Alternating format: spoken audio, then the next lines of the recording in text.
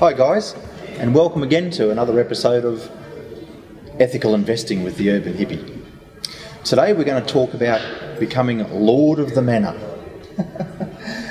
which is a goal that I think most of us would like to achieve. That is where you have passive income produced from property. So this dates back to our Westminster system of government. In our Westminster system of government, which is all Commonwealth nations are based on, and that is in the UK, they have two houses of Parliament. We have exactly the same thing here in Australia, and the upper house is called the House of Lords, and the lower house is called the House of Commons. When Eddie Barton became the first Prime Minister in Australia and we formed government, nobody wanted to be known as a commoner, so we'd be called the lower house, the House of Representatives. And we didn't have traditional lords in Australia, so the upper house, they got very imaginative with the name, and they just went back to the Roman Empire and called it the Senate. So instead of the House of Lords, our upper house is called the Senate, and instead of the House of Commons, our lower house is called the House of Representatives. And who are they representing? Commoners. And a commoner under our system of government is somebody who is a PAYG taxpayer. Now this is just my opinion, but I'm sure it'll make sense to everyone. So let's have a look at what a lord is, becoming Lord of the Manor, operating in the upper house. We've all heard that there's one rule for the wealthy and another one for everybody else, for all the rest of us commoners. Okay, and that's actually true, and it's our system of government, and it dates back over 2,600 years to the Roman Empire, and the system we're using today has been refined and introduced by the Westminster system, which is what we use today.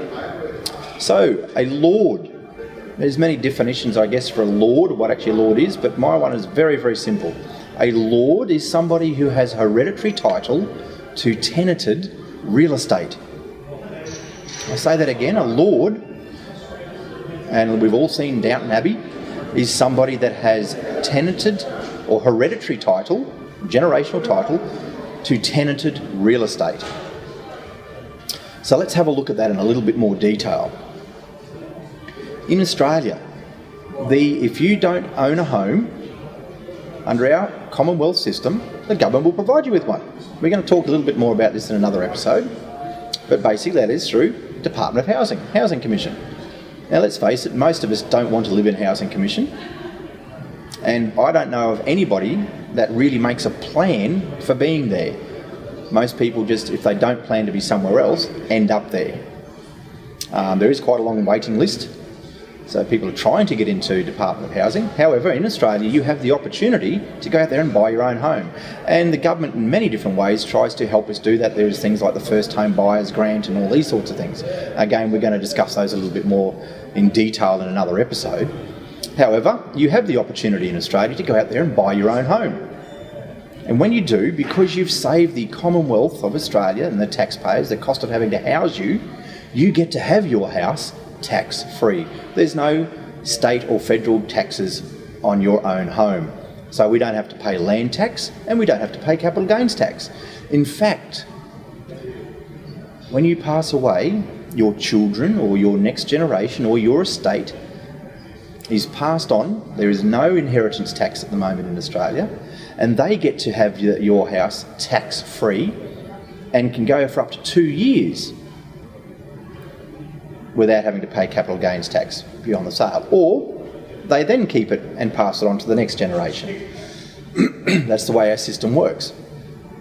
It gets better.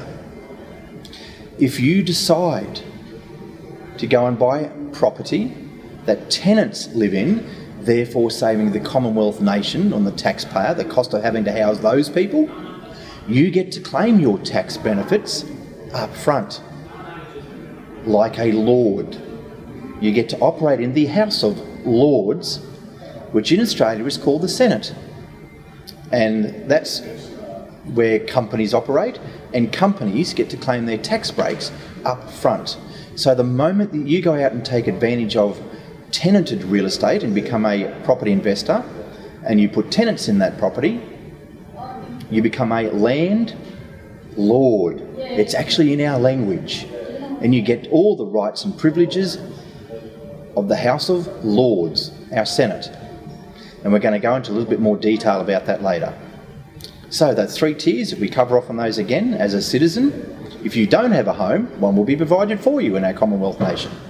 That's our social security network, Department of Housing. However, if you choose to go out there and buy your own property, therefore saving the taxpayer of our country the cost of having to house you, as the benefit, the balance in this, and everything I talk about is balance, you will get to have your house tax-free. No land tax, no capital gains tax. And if you go the next step and you decide to purchase investment property that is tenanted and you become a landlord, you get to take advantage of what we call the ATO's PAYG tax variation. So if you're a PAYG taxpayer or a commoner, your accountant can write to the ATO, getting you a dispensation sent to your employer, allowing you to claim your tax breaks up front. You can look this up. It's called the ATO PAYG tax variance. We'll go into a little bit more details later. And if you want more information, see your accountant. Okay, what's important though is we have the right accountant, not a PAYG tax accountant, but a chartered accountant. And we'll look at the benefits of those and the balance in that later in another episode. So that's our 3-tier. If you don't have a home in our Commonwealth nation, we'll look after you. We'll give you a house through Housing Commission. If you want to choose your own home, because you've saved the taxpayer of Australia the cost of having to house you, you get it tax-free. No land tax, no capital gains tax. And if you decide to become an investor and go and buy property that's tenanted and you become a landlord, you get to claim your tax breaks up front. There's quite a little bit more complexity to it, and we'll discuss that on another day. But that's the benefit of living in a fantastic nation like Australia, which is a Commonwealth nation. Cheers, guys, and I look forward to our next episode.